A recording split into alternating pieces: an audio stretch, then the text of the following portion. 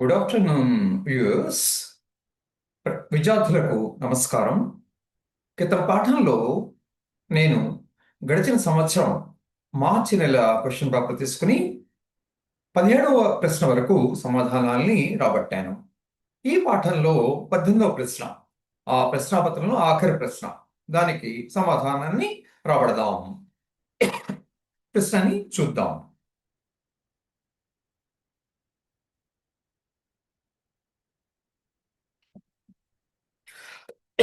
ప్రశ్న 18. ఒక లోహపు పాత్ర అర్ధగోళముపై స్తూపం అమర్చినట్లు కలదు. అర్ధగోళము స్తూపముల వ్యాసార్థములు సమానము మరియు స్తూపాకార భాగము ఎత్తు 10 సెంటీమీటర్లు. ఆ లోహపు పాత్ర బాహ్య ఉపరితల వైశాల్యము 748 చదరపు సెంటీమీటర్లు అయినా వాటి వ్యాసార్థములను కనుగొనుము. ఇక్కడ ఏమన్నాడు?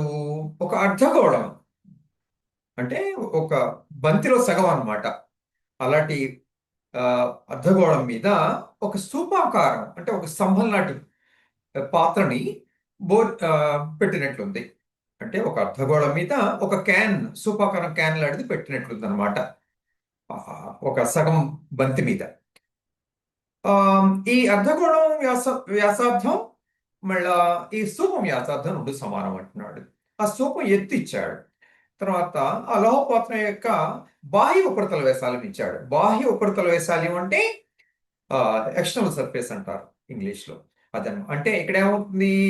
ఈ అర్ధగోళానికి బాహ్య ఉపరితల వైశాల్యం ఎంత అవుతుంది? 2πr² అవుతుంది. పూర్తి గోళానికి 4πr², అర్ధగోళానికి πr². ఇది స్తూపానికి బాహ్య ఉపరితల వైశాల్యం ఏమవుతుంది? 2πrh అవుతుంది. ఇక్కడ పాత్ర గనక ఈ స్తూపానికి పై భాగం వృత్తం అవుతుంది. దాని వైశాల్యాన్ని కలపకూడదు. పాత్ర అన్నాడు కనుక, పాత్ర అంటే ఆ పాత్ర ఒక పదార్థం వేస్తాం, ద్రవం కానీ బియ్యం లడ్డు కానీ వేస్తాం. అందువల్ల పైన ఖాళీ ఉంటుంది అనుకోవాలి. అందువల్ల 2πr² + 2πrh ఇచ్చేసారు మనకి. అందులో ఆర్ అర్ధగోళం వ్యాసార్థం 6, ఈ స్తూపం వ్యాసానికి వ్యాసార్థం 6 2 1. సో రెండుకి వ్యాసార్థాలు ఒకటి. అందువల్ల ఆర్ అనే ఒకే రాశిని అర్ధగోళానికి స్తూపానికి వ్యాసార్థంగా తీసుకోవచ్చు. ఆ విధంగా 2πr² + 2πrh ఇచ్చారు మనకి. అందులో హెచ్ కూడా ఇచ్చేసారు. 2πr² + 2πrh విలువ ఇచ్చారు. అందులో తెలియనిది ఏమిటి? ఆర్ఏ. దాన్ని కనుక్కోవాలి. హెచ్ ఇచ్చేసారు. మనకి తెలియని రాశి చలరాశి ఏమిటి? ఆర్. దాని విలువను కనుక్కుంటాం. ఆ ఆర్ విలువే అర్ధగోళం వ్యాసార్థం అవుతుంది, స్తూపం వ్యాసార్థం కూడా అవుతుంది. ఇది చేద్దాం. సో మనకి ఏమిచ్చారు? ఇలాగా ఒక అర్ధగోళం ఉంది. ఆ అర్ధగోళం మీద స్తూపం నిల్చోబెట్టినట్లుంది పాత్ర. ఈ స్తూపం పైన భాగం వృత్తాకారంలో ఉంటుంది. తర్వాత ఇక్కడ ఇది అర్ధగోళంకి వ్యాసార్థం 6 అనుకోండి. స్తూపానికి కూడా వ్యాసార్థం 6. ఈ రెండింటి వ్యాసార్థాలు సమానం అని ఇచ్చారు. తర్వాత ఈ అర్ధగోళం బాహ్య ఉపరితల వైశాల్యం ఏమవుతుంది?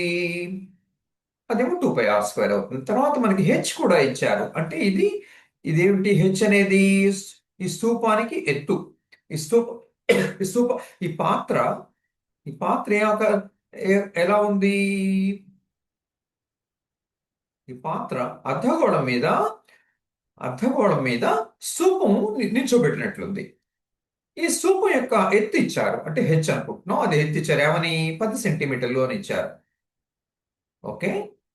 సో ఈ స్తూపానికి వ్యాసార్థం 6, అలాగే అర్ధగోళానికి కూడా వ్యాసార్థం 6. ఈ రెండు సమానం అన్నారు. 6 అని తీసుకుంటున్నాను. ఇప్పుడు దీని యొక్క బాహ్య ఉపరితల వైశాల్యం ఎంత అవుతుంది?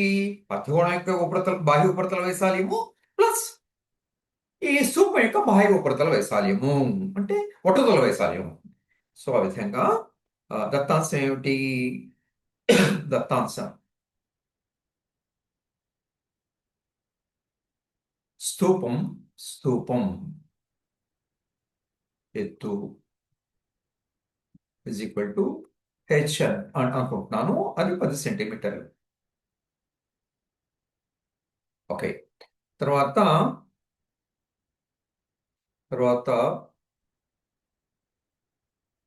తర్వాత ఇంకా ఏమి ఇచ్చారు? హా, గోళం, అర్ధగోళం, అర్ధగోళం. హా, ఇంకా ఇచ్చింది ఏమిటి? అర్ధగోళం, అర్ధగోళం, అర్ధగోళం వ్యాసార్థం, వ్యాసార్థం ఇస్ ఈక్వల్ టు స్తూపం వ్యాసార్థం అని ఇచ్చేసారు మనకి వ్యాసార్థం. ఈ సమాన విలువని ఆర్ అనుకుందాం. ఆర్ అనుకో. ఓకే. ఇంకా ఏమిచ్చారు? ఆ, ఈ పాత్ర, ఈ పాత్ర బాహ్య ఉపరితల వైశాల్యం ఎంత అవుతుంది? ఆ, ఆ, 2πr² ప్లస్ 2πrh అవుతుంది. ఇది ఎంతనిచ్చారు?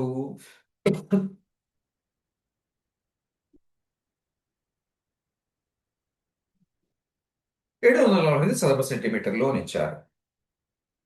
ఓకే. స్థూపం ఎత్తేమో 10 సెంటీమీటర్లు. ఈ పాత్ర బాహ్య ఉపరితల వైశాల్యం 748 చదరపు సెంటీమీటర్లు. 748 చదరపు సెంటీమీటర్లు అని ఇచ్చారు మనకి. ఇప్పుడు మనం ఏం చేయాలి? రైట్. ఇప్పుడు ఇక్కడేమో హెచ్ ఇచ్చారు, హెచ్ ఇచ్చారు, స్థూపం ఎత్తు హెచ్ తెలుసు, ఆరు మనకి తెలియదు. అర్ధగోళం వ్యాసార్థం ఆరు అనుకున్నాము. అది అలాగే స్థూపం వ్యాసార్థం కూడా అదే ఆరు. అర్ధగోళం వ్యాసార్థం ఏదో అంతే స్థూపానికి కూడా వ్యాసార్థంగా ఉంది. అందువల్ల అది కూడా ఆరుగా తీసుకుంటాం. రెండింటికి ఒకే చరరాశిని తీసుకోవచ్చు. ఇప్పుడు మనకి హెచ్ ఇచ్చేశారు 2πr². 2πr² అంటే ఈ అర్ధగోళం యొక్క బాహ్య ఉపరితల వైశాల్యం. అంతే, బంతి పైభాగమే. ఈ ఈ ఈ ముఖం, ఈ ఈ ముఖం ఈ వృత్తాకార ముఖం వైశాల్యం తీసుకోకూడదు. బంతి ఉపరితల వైశాల్యమే తీసుకోవాలన్నమాట. అది 2πr². మొత్తం గోళానికి అయితే 4πr², అర్ధగోళం కనుక 4πr² లో సగం ఎంత? 2πr² ప్లస్ అలాగే స్థూపానికి ఉపరితల వైశాల్యం తీసుకోవాలి. అది 2πrh. రైట్. 2πrh. సో ఈ రెండింటినీ కలిపితే వచ్చేది మనకి ఈ పాత్ర యొక్క బాహ్య ఉపరితల వైశాల్యం అన్నమాట. ఇక్కడ పాత్ర గనక ఈ పైన భాగం వృత్తం ఉంది, ఈ స్థూపానికి ఆ వృత్త వైశాల్యం కలపకూడదు. ఆ విధంగా ఈ విలువ ఇచ్చేస్తారు 748 చదరపు సెంటీమీటర్లు అని. ఇక్కడ మనకి హెచ్ ఇచ్చారు, హెచ్ అని ప్రతిక్షేపిస్తాం 10 అని. ఆర్ తెలియదు, ఆర్ నుంచి ఒక సమీకరణం వస్తుంది ఇక్కడ నుంచి, దాన్ని కనుక్కుంటాం. అది అది ఆలోచన. ఇప్పుడు ఏమైంది? ఇప్పుడు దీనికి 1 అని పేరు పెడదాం. So now 1 implies H equal 10 ఇందులో ప్రతిక్షేపిద్దాం ఈ సమీకరణంలో. ఈ రెండిట్లోంచి 2πr కామన్ తీయచ్చు. 2πr పై పై పై అంటే నేను 22/7 అని ప్రతిక్షేపిస్తున్నా సుమారుగా అనమాట. పైన ఉజ్జాయింపు చేస్తాం 22/7తో. 2πr ఇంటూ ఆర్ ప్లస్ ఇక్కడ 2πr బయటికి తీసుకొచ్చాను, హెచ్ మిగిలింది. హెచ్ బదులు 10 రాస్తున్నాను. అయితే అలా ఉంచే. ఓకే. ఈజ్ ఈక్వల్ టు శుభ్రంగా రాస్తాం. Into 10 is equal to 748. Okay. ఈ 2πr ని బయటికి పట్టుకోవచ్చు. 2πr కామన్ దాన్ని బయటకు పట్టుకోవచ్చు. పై బదులు 22/7 రాశాను. 2πr బయటకు వెళ్తే 6 మిగిలింది. r² నుంచి 6 బయటకు వెళ్తే 6 మిగులుతుంది. ప్లస్ ఇక్కడ 2πr బయటకు వెళ్తే హెచ్ మిగిలింది. హెచ్ బదులు 10 రాశాను. Is equal to 748. ఇక్కడ ఈ రెండు దీంట్లో పోతుంది. ఎన్నిసార్లు పోతుంది? 3 2 6 14, 7 2 18, 7 2 14, 4 2 8 కదా. 3 2 6 14లో 7 సార్లు, 8 4 సార్లు. ఇప్పుడు 22 ఇందులో పోతున్నా. ఒక 22 22 15 మిగులుతుంది. 154. 7 7 22 7 14 1 7 14 15 154. అందువల్ల ఇది ఇందులో పోతుంది. ఎన్నిసార్లు పోతుంది? ఒక 22 22 15 మిగిలింది. 154 7 సార్లు పోతుంది. 22 154, 7 14 1 7 14 15 154, 17 మిగిలిందనమాట. అంటే 2 × 22 17 సార్లు పోతుంది అనమాట. సో ఇక్కడ నుంచి ఏమొస్తుంది? ఆర్ పెట్టి మల్టిప్లై చేయండి. r² plus 10r is equal to ఈ 7ని అడ్డగుణకారం చేయండి. 7 ఇంటూ 17. ఓకే, ఈ ఈ చిన్న బ్రాకెట్ తీసేస్తున్నా. r² plus 10r. ఈ 7ని అడ్డగుణకారం చేయండి. 7 ఇంటూ 17. ఇక్కడి నుంచి ఏమొచ్చింది? r² plus 10r minus 7 into 17 is equal to 0. Okay, ఇప్పుడు మనం ఆర్ని కనుక్కోగలం. ఎట్లాగా? ఇక్కడ ఇక్కడేమో దీని గుణకం a1, సి ఏమో మైనస్ ఆఫ్ దిస్, అంటే minus 7 into 17 minus plus 17 minus 7 తీసుకుంటే 10 అవుతుంది. అందువల్ల ఎట్లా రాయగలను నేను? This implies r². ఈ ప్లస్ 10 బదులు ఏం రాయొచ్చు? ప్లస్ 17 రాయొచ్చు. 17r minus 7r minus 7 into 17 is equal to 0. Okay, plus 10ని ఏమని రాయొచ్చు? ప్లస్ 17 మైనస్ 7 అని రాయొచ్చు. ఆ విధంగా ప్లస్ 10r ని ఏమని రాయొచ్చు? ప్లస్ 17r మైనస్ 7r అని రాయొచ్చు. ఓకే, ఇప్పుడు ఈ రెండింటిలోంచి r common. Simplifies r into r plus 17 minus ఈ రెండింటిలోంచి 7 common, minus 7 common into r మిగులుతుంది. ఈ మైనస్ బయటకు వెళ్ళిపోయింది, ప్లస్ వస్తుంది. 7 బయటకు వెళ్ళిపోయింది, 17 వస్తుంది. Is equal to 0. ఇక్కడ r ప్లస్ 17 ఉంది, ఇక్కడ r ప్లస్ 17 ఉంది. దానిని కామన్ తీయండి. r ప్లస్ 17 ఇంటూ ఏం మిగులుతుంది? r మిగులుతుంది. ఇక్కడ ఏం మిగులుతుంది? మైనస్ 7 మిగులుతుంది. ఇది బయటికి వచ్చేసింది కనుక ఇక్కడి నుంచి ఏమొస్తుంది? This implies r plus r plus 17 equal to 0, అంటే r equal to minus 17 r minus 7 equal to 0. This implies r plus 17 equal to 0 లేక r minus 7 is equal to 0. ఇది ఒక వాస్తవ సంఖ్య అవుతుంది, ఇది ఒక వాస్తవ సంఖ్య అవుతుంది. రెండు వాస్తవ సంఖ్యలు లబ్ధం 0 అయింది. అందువల్ల ఆ గుణకాలు ఏదో ఒకటి 0 అవ్వాలి. అందులో మొదటి గుణకం 0 అవ్వాలి, లేకపోతే రెండో గుణకం, లేకపోతే రెండు కూడాను. ఆ విధంగా ఇవి రెండు సాధనలు అవుతాయి. ఇక్కడి నుంచి ఏమొస్తుంది? r ఈక్వల్ టు మైనస్ 17 వస్తుంది. ఇక్కడి నుంచి ఏమొస్తుంది? r ఈక్వల్ టు 7 వస్తుంది. కానీ r అనేది ఏమిటి?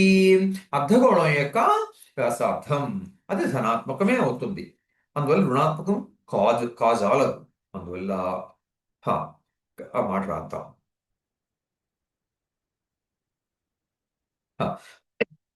r ఇజ్ ఈక్వల్ టు వ్యాసార్థం, గోళ వ్యాసార్థం. Therefore, r is not equal to minus 17 and r equal to 17 only మాత్రమే. ఓకే, సో ఆ విధంగా అర్ధగోళ వ్యాసార్థం ఏమో 7, స్థూప వ్యాసార్థం కూడా 7. ఆ విధంగా అలా అలా అర్ధగోళ వ్యాసార్థం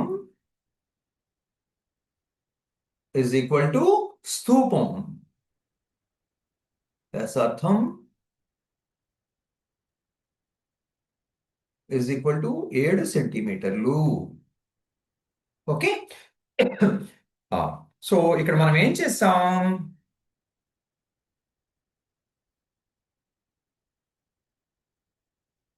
ఇక్కడ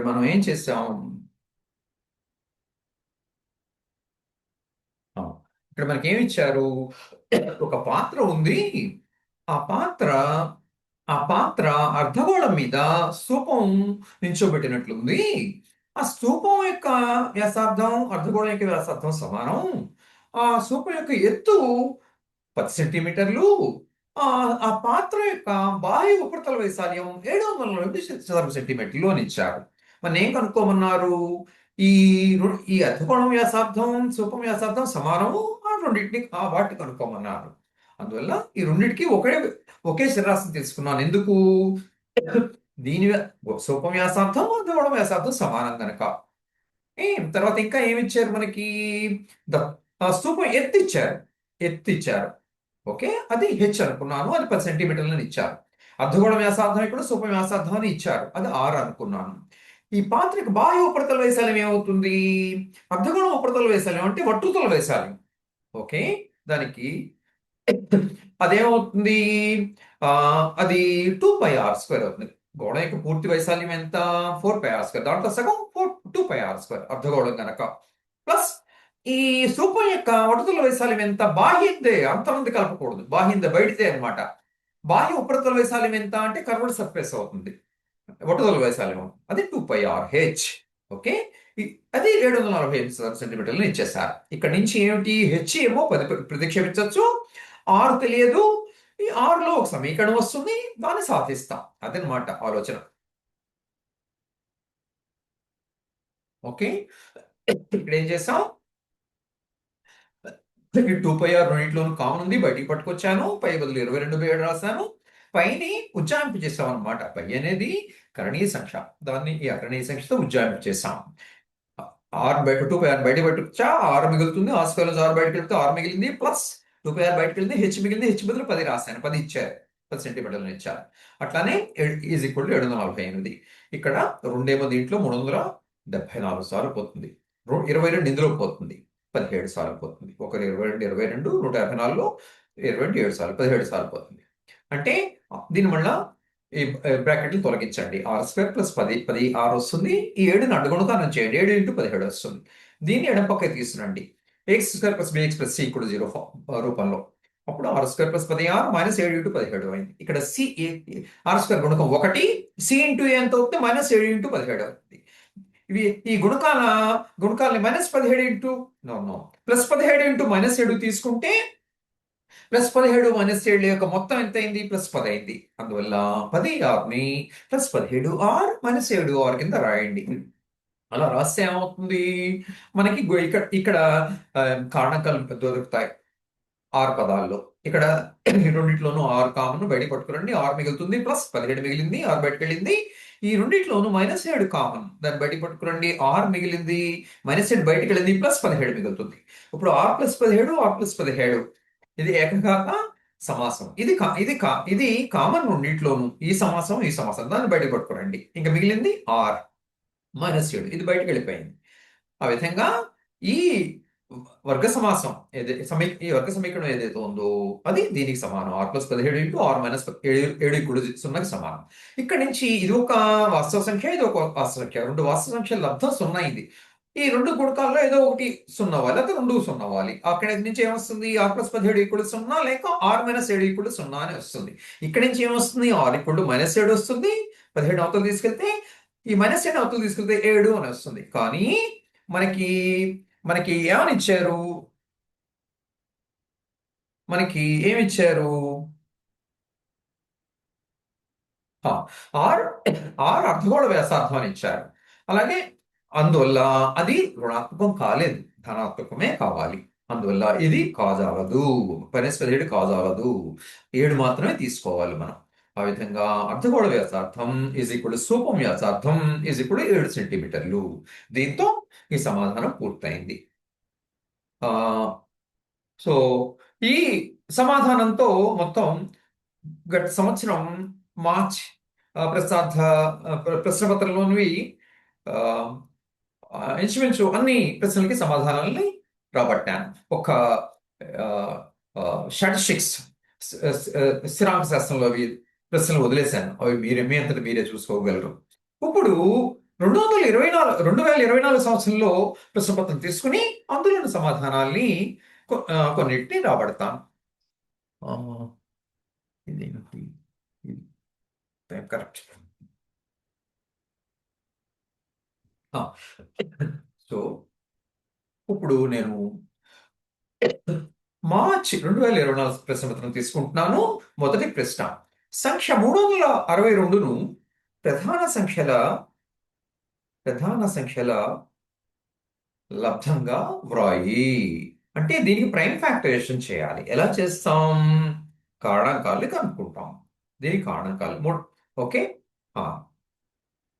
సమాధానం ఓకే, 360. యా, ప్రశ్న 360. దీంట్లో 4 పోతుంది. ఎన్నిసార్లు? 9×36 0 మిగులుతుంది. ఇందులో 2 పోతుంది. 45 వస్తుంది. ఇందులో 5 పోతుంది. 9 వస్తుంది. 9లో 3 పోతుంది. 3 వస్తుంది. ఇందులో 3లో 3 పోతుంది ఒకసారి. సో 4 అంటే 2 స్క్వేర్ 2 సార్లు రాసుకుంటే ఇక్కడ అలా చేయొచ్చు. ఒకేసారి చేయొచ్చు. తర్వాత నేను 4 2 స్క్వేర్ అని రాసుకుంటా. అందువల్ల 360ని 4 పోతుంది కనుక భాగించారు. 90 వచ్చింది. దాంట్లో 2 ఉంటుంది సరి సంఖ్య. 2 బిడి భాగించా 45 వచ్చింది. 5 ఉంది కనుక ఇక్కడ 5 బిడి భాగించవచ్చు. 9 వచ్చింది. 9 ఏమైనా 9లో 2 3లు ఉంటాయి. 9 3 ఇంటూ 3. ఓకే. 3 బిడి భాగించి 3 వస్తుంది. 3 3 బిడి భాగించి 1. ఇక్కడ 1 వచ్చేంత వరకు మనం భాగిస్తూ వెళ్ళాలి. ఓకే. ఇప్పుడు 360ని ఏమని రాయొచ్చు? దేర్ఫోర్ 360 ఇస్ ఈక్వల్ టు ఇక్కడ ఏమిటి? 2 ఉంది, 4 ఉంది. 4 2 స్క్వేర్ అంటే 2 క్యూబ్ అని రాసుకోవాలి. 4ని 4 ఈక్వల్ టు 2 స్క్వేర్ కనుక 2 స్క్వేర్ ఇంటూ 2 అనమాట. అంటే 2 క్యూబ్ వచ్చింది. ఇంకా తర్వాత ప్రధాన సంఖ్య ఏమిటి? 2 అనేది ప్రధాన సంఖ్య. 2 3 ఉన్నాయి అంటే 3 స్క్వేర్. అట్లనే 5 ఒక ప్రధాన సంఖ్య. ప్రధాన సంఖ్య అంటే ఏమిటి? దానికి కారణాంకాలు ఆ సంఖ్య తర్వాత 1 మాత్రమే అవుతాయి. ఇంకేమీ కాజాలు. ఓకే. ప్రధాన సంఖ్య అంటే అది 1 కన్నా ఎక్కువ ఉండాలి, పూర్ణ సంఖ్య అవ్వాలి. దానికి కారణాంకాలు అదవుతుంది, 1 అవుతుంది. మూడోదేమి కారణాంకం ఉండదన్నమాట. అటువంటి సంఖ్య ప్రధాన సంఖ్య అంటారు. ఆ విధంగా 2 ఒక ప్రధాన సంఖ్య అవుతుంది. 3 కూడా ప్రధాన సంఖ్య, 5 కూడా ప్రధాన సంఖ్య. ఇక్కడ 2 2లు వచ్చాయి. ఇక్కడ 2 2లు కారణాంకాలు అయ్యాయి. ఇది ఇంకో 2 కారణాంకం అయింది. అంటే 2 క్యూబ్ 2 ఇంటూ 2 ఇంటూ 2 కారణాంకం అయింది అనమాట. 8 కారణాంకం అయింది దీనికి. అలాగే ఒక 5 ఒక కారణాంకం అయింది. ఓకే. అంటే 5 పవర్ 1 అని రాస్తాం. 2 3 కారణాంకాలు అయ్యాయి. అంటే 3 ఇంటూ 3 స్క్వేర్. ఓకే. కారణాంకం అయింది అనమాట. అంటే ఆ విధంగా ఇక్కడ ఆధారాలు ఏవైతే ఉన్నాయో అవి ప్రధాన సంఖ్యలు. ఈ ఘాతాలు కానక్కర్లేదు. ఓకే. ఆ విధంగా మనము ఇచ్చిన పూర్ణ సంఖ్యని ప్రధాన సంఖ్యల యొక్క ఘాతాల యొక్క లబ్ధంగా వ్రాయగలిగాం. యా అదే దానికి ఒక ఉద్దేశం ప్రధాన సంఖ్యలు అని. ప్రధాన సంఖ్యలు అంటే ఇక్కడ 2 క్యూబ్ అంటే 2 ఇంటూ 2 ఇంటూ 2 అనమాట. అదే కవి హృదయం. సో ఈ విధంగా దీన్ని ఈ ప్రశ్నకి సమాధానాన్ని రాబట్టా. తర్వాత ప్రశ్న చూద్దాం.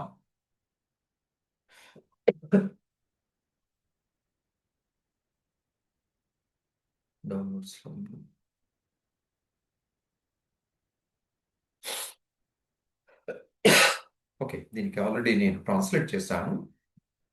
ఒక నిమిషం. తెలుగులో దొరకలేదు నాకు. ఇంగ్లీష్లో ట్రాన్స్లేట్ చేశాను. 2 ఏమిటి? అదే ఇదా 1 ఇది 2 ప్రాజెక్ట్.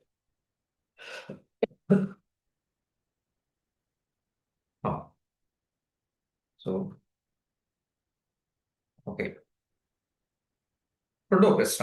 ఏకఘాత సమీకరణాలు 3x - 5y 7, 6x - 10y 13 అసంగతమా? నిర్ధారించు. జస్టిఫై యువర్ ఆన్సర్ అంటారు. అంటే నీ సమాధానానికి న్యాయం చెయ్యి అంటారు. ఓకే. ఇక్కడ 3x - 5y = 7. ఇక్కడ xy ల ఘాతాలు ఏమిటి? 1 1 అనమాట. ఆ విధంగా ఇవి xy లో ఏకఘాత సమీకరణం అన్నమాట ఇది. అలాగే ఇక్కడ కూడా xy ల ఘాతాలు 1 1 అనమాట. ఏమి రాయకపోతే అర్థం ఘాతం 1 అని. ఇది కూడా xy లలో ఏకఘాత సమీకరణం అనమాట. ఇప్పుడు ఇవి అసంగతమా అంటే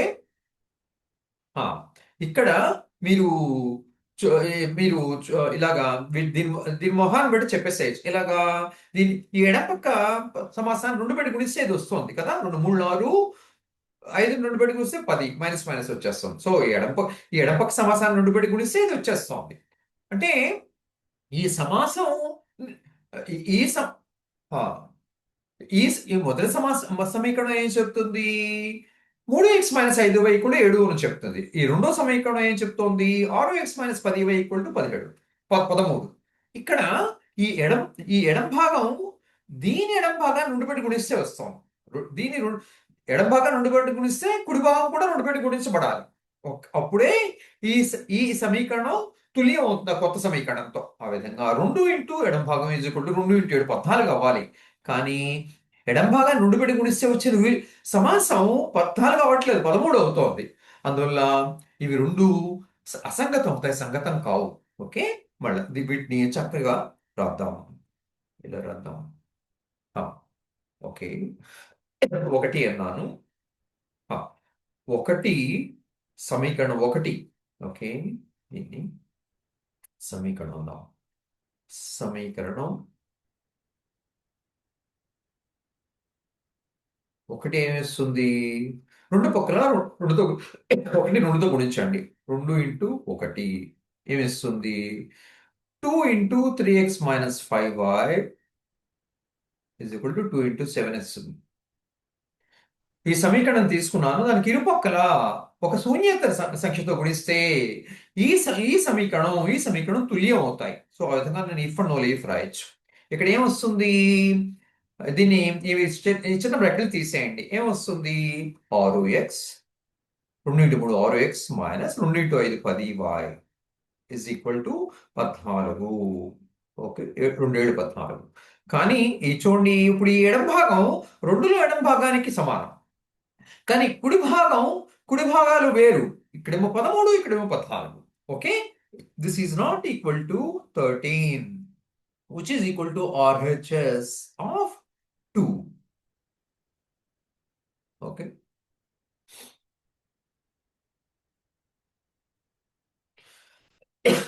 2, but LHS of 2 is equal to ఇక్కడ ఇది 3 అనుకుంటే is equal to LHS of 3 కదా. ఇక్కడ ఆఫ్ అంటున్నాను, యొక్క అని రాసుకుంటూ ఉండండి మీరు. ఇప్పుడు ఏం చేశాను? ఈ మొదటి సమీకరణాన్ని 2తో గుణించా. 2 × 3x - 5y = 2 × 7 అయింది. ఈ సమీకరణం దీన్ని ఒక ఇరుపక్కల ఈ ఈ సమానతకి ఇరుపక్కల శూన్యేతర సంఖ్యతో గుణించాను కనుక ఈ సమీకరణం తుల్యం అవుతాయి, ఇఫ్ అండ్ ఓన్లీ ఇఫ్ అవుతాయి. ఓకే, దీన్ని ఎక్స్పాండ్ చేయండి. ఎక్స్పాండ్ చేస్తే 6x - 10y అవుతుంది, 2014 అవుతుంది. ఓకే, దీని మూడో సంఖ్య అని పేరు పెట్టా. ఇది మూడో సమీకరణం అని. ఇప్పుడు ఈ ఎడం భాగానికి సమానం, అదే రాశాను. LHS ఆఫ్ 2 = LHS ఆఫ్ 3 అయింది. ఓకే, ఎడం భాగాలు సమానం, కానీ దీని కుడి భాగం 14 ఈ 3లో, ఈ 2లో కుడి భాగం 13. ఈ రెండు సమానం కాదు. ఎడం భాగాలు సమానం అయ్యే కానీ కుడి భాగాలు సమానం కాదు. దీని కుడి భాగం ఇది నాట్ ఈక్వల్ టు దీని కుడి భాగం, 2 యొక్క కుడి భాగం. అందువల్ల ఇవి అసంగతం. అందులో ఏం చెప్పచ్చు? ఈ రెండు సమీకరణాలు అసంగతం అన్నమాట. therefore 1, 2లు అసంగతం. ఓకే, ఒకవేళ ఇక్కడ కూడా మనకి ఇది 13 అయి ఉంటే, లేకపోతే రెండో సమీకరణానికి RHS 13 14 ఇచ్చి ఉంటే అప్పుడు సంగతం అయ్యేవి 1, 2. కానీ ఇవ్వలేదు. రెండో సమీకరణానికి RHS 13 అని ఇచ్చారు, 14 నుంచి భిన్నమైన సంఖ్య ఇచ్చారు కనుక ఒకటో సమీకరణం రెండో సమీకరణం సంగతం కావు, అంటే అసంగతం అని అర్థం. అది సంగతి. ఒకవేళ ఇక్కడ 14 అని ఇచ్చి ఉంటే సంగతం అయ్యేవి, అప్పుడు వాటికి అనంత సాధనలు ఉండేవి. అలా ఆ పరిస్థితి ఏర్పడలేదు. ఎందుకు? ఒకటో సమీకరణానికి తుల్యమైన సమీకరణం యొక్క RHS, ఈ రెండో సమీకరణం యొక్క RHS అసమానం గనక ఈ సంగతి. ఓకే, ఇప్పుడు ఇంకో లెక్క చూద్దాం. మూడవ లెక్క ఇదా ఇదా ఇది.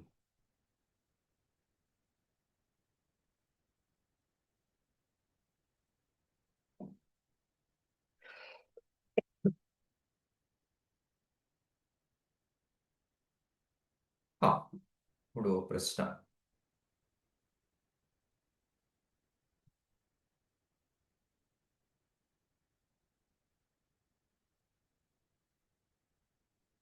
ఓకే, ఒక జెండా కర్ర భూమి మీద ఊర్ధ్వంగా నిలబడి ఉంది. దాని పాదం నుంచి 15 మీటర్ల దూరంలో ఉన్న బిందువు నుంచి దాని శీర్షం 45 డిగ్రీల ఊర్ధ్వకోణం చేస్తోంది. ఈ దత్తాంశానికి తగిన పటం గీయి. ఓకే, మనం ఏం చేయాలి? మనము దీనికి పటం గీయాలి. ఇది హైట్స్ అండ్ డిస్టెన్సెస్, ఎత్తులు దూరాల నుంచి ఇచ్చిన ఒక లెక్క. ఇదేంటి? త్రికోణమితి నుంచి త్రికోణమితి నుంచి ఇచ్చాడు. ఇది ఎట్లా గీస్తాము? ఒకమో ఒక ఒక ఆ, జెండా కర్ర ఉంది. అది ఊర్ధ్వంగా ఉంది, నిలువుగా ఉంది. భూమిని క్షితిజ సమాంతరంగా తీసుకుంటాం అన్నమాట. భూమిని క్షితిజం అంటే క్షితిజ సమాంతరంగా రేఖగా చూపిస్తాం. ఓకే, ఇట్లా అన్నమాట. ఇది భూమి అన్నమాట. ఓకే, ఇది జెండా కర్ర. జెండా కర్రకి ఏమని పేరు పెట్టను? బికి భూమి, కర్ర ఫ్లాగ్. ఎఫ్ జెండా అంటే ఫ్లాగ్ కదా, బిఎఫ్ అన్నమాట. ఓకే, ఇది ఆ, భూమి నుంచి 15 మీటర్ల దూరంలో ఉన్న బిందువు, అబ్జర్వర్ అంటారు ఇంగ్లీష్ లో, పరిశీలకుడి స్థానం అన్నమాట. ఈ ఈ జెండా కర్ర ఏమో బిఎఫ్, ఇదేమో జెండా కర్ర. ఓకే, దాని పాదం బి, దాని నుంచి 15 మీటర్ల దూరం అంటే క్షితి సమాంతరంగా తీసుకోవాలి. దూరంలో ఉన్నాడు బిందువు ఓ అనుకున్నాను. ఓ నుంచి దీని శీర్షం, జెండాకర శీర్షం కొంత కోణం చేస్తోంది. అదే ఊర్ధ్వ కోణం. అదెంత? 45 డిగ్రీలు. అందువల్ల అదే ఏ రేఖాఖండం అవుతుంది? ఇది అవుతుంది. ఓకే, ఆ, ఇప్పుడు మనకేమి ఇచ్చారు?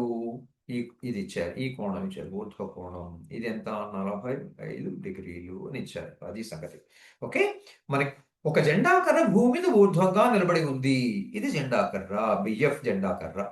ఓకే, అది ఊర్ధ్వం అంటే అర్థం ఇది క్షితిజంతో 90 డిగ్రీలు చేస్తోంది. ఊర్ధ్వం అంటే ఊర్ధ్వరేఖ.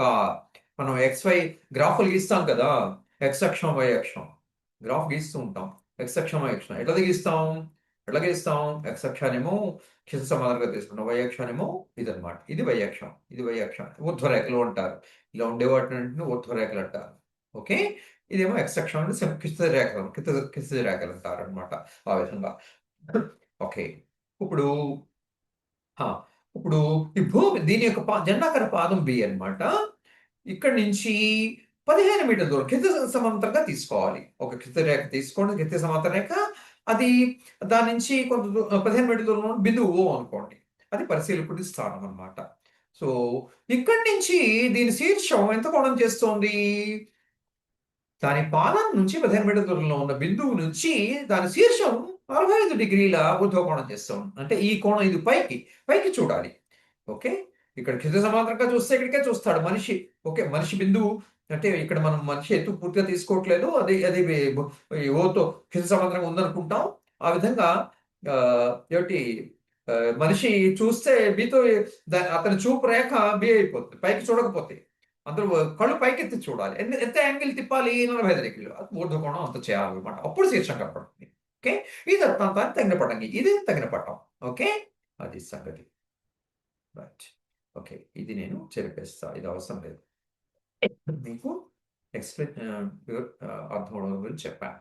ఓకే, ఆ విధంగా మనకి కావాల్సిన సమాధానం ఇదన్నమాట. ఓకే, ఇప్పుడు తర్వాత లెక్క అవుతుందేమో చూద్దాం.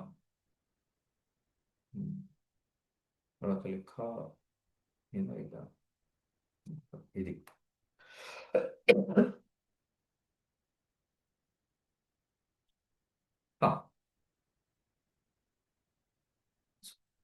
ఇవి చాలా తేలిగ్గా ఉంటాయి. అంటే సిబిఎస్ఈ లెక్కలతో పోలిస్తే ఇవి చాలా తేలిగ్గా ఉంటాయి.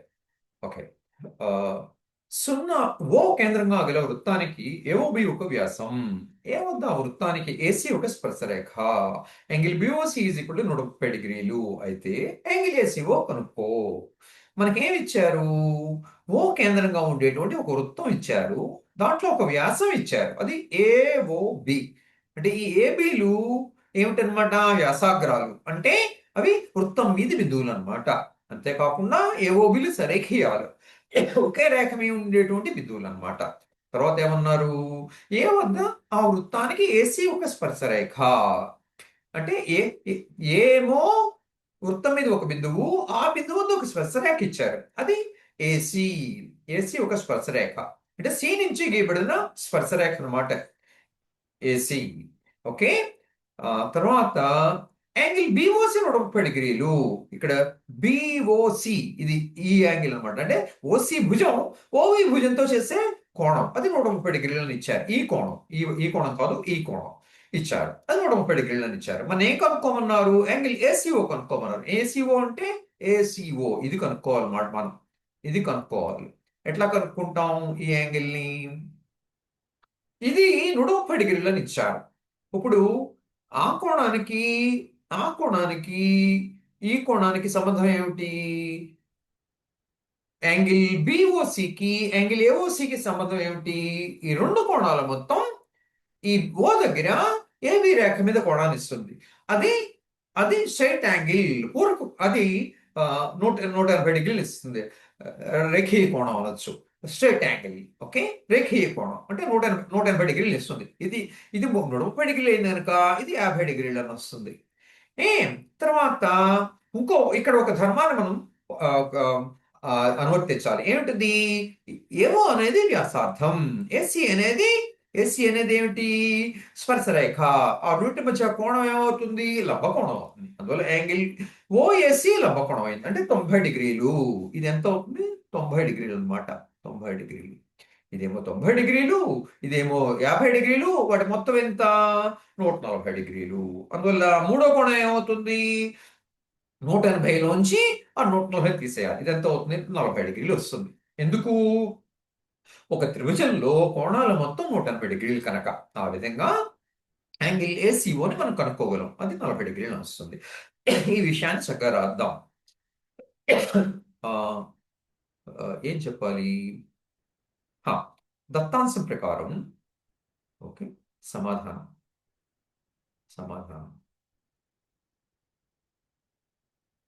దత్తాంశం ప్రకారం angle AOB is equal to 180 డిగ్రీలు. ఇది స్ట్రైట్ యాంగిల్. ఓకే, రేఖీయ కోణం అనండి. స్ట్రైట్ యాంగిల్ సరళ రేఖ మీద ఏదైనా ఒక బిందువుతో కోణం అన్నమాట. రేఖీయ కోణం స్ట్రైట్ యాంగిల్ అంటారు.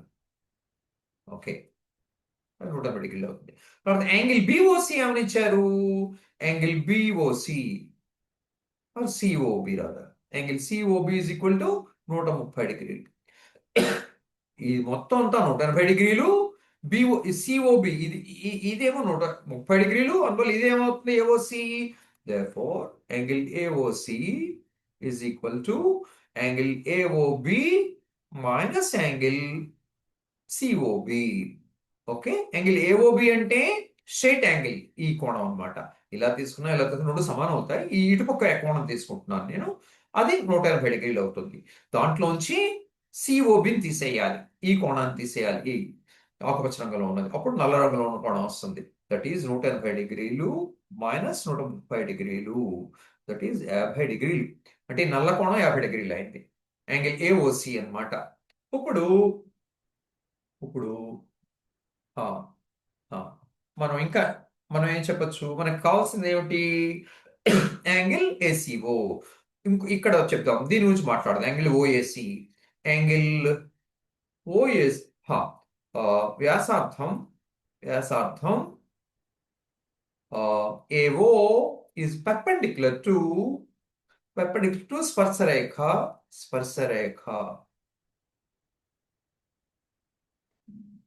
ఏసీ. ఓకే, స్పర్శరేఖకి వ్యాసార్థం ఏ గుండా పోయేటువంటి వ్యాసార్థం అది లంబంగా ఉంటుంది. Implies angle OAC is equal to 90 డిగ్రీలు. అంటే ఈ కోణం సమకోణం అవుతుంది, లంబకోణం అవుతుంది. ఈ వ్యాసార్థానికి ఈ స్పర్శ బిందువు ఏ దాని గుండా పోయేటువంటి వ్యాసార్థం ఏఓ. ఈ వ్యాసార్థానికి స్పర్శరేఖ మధ్య ఉండే కోణం 90 డిగ్రీలు అవుతుంది. అంటే యాంగిల్ ఓఏసి 90 డిగ్రీలు. ఈ కోణం 90 డిగ్రీలు అయింది. ఇదేమో 50 డిగ్రీలు వచ్చింది. మూడో కోణం కనుక్కోగలం.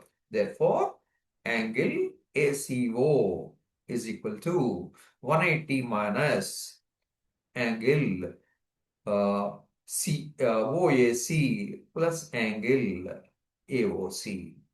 ఓకే, ఇక్కడ ఏసీఓ ఈ కోణం కావాలంటే ఈ మూడు కోణాల మొత్తం అంటే త్రిభుజంలోని కోణాల మొత్తం 180 డిగ్రీల నుంచి 180 డిగ్రీల నుంచి ఈ రెండు కోణాల మొత్తాన్ని తీసేయాలి. అంటే యాంగిల్ ఓఏసి ఇదేమో లంబకోణం ప్లస్ యాంగిల్ ఏఓసి 50 డిగ్రీలు తీసేయాలి. 180 డిగ్రీస్ మైనస్ యాంగిల్ ఓఏసి అంటే ఎంత? 90 డిగ్రీలు. ఓఏసి ఇది ఎర్రకోణం 90 డిగ్రీలు ప్లస్ యాంగిల్ ఏఓసి ఎంత? ఇదేమో 50 డిగ్రీలు కనుక్కున్నాం. 50 డిగ్రీలు ఇక్కడ ఏమొస్తుంది? 140 180 మైనస్ 140 అంటే 40 డిగ్రీలు. ఆ విధంగా యాంగిల్ ఏసీఓ 40 డిగ్రీలు వస్తుంది. Okay, OAC AOC degree. Okay, so ఆ విధంగా యాంగిల్ ఏసీఓ కనుక్కోగలం. అది 40 డిగ్రీలను వచ్చింది. దీంతో ఈ ప్రశ్నకి సమాధానాన్ని పూర్తి చేస్తాం. వచ్చే పాఠంలో మిగతా ప్రశ్నల్ని చూద్దాం. Thank you very much. మీకు వచ్చిన సమాధానాల్ని కామెంట్స్లో అడగండి, నేను నివృత్తి చేయడానికి ప్రయత్నిస్తాను. Thank you very much. God bless you all.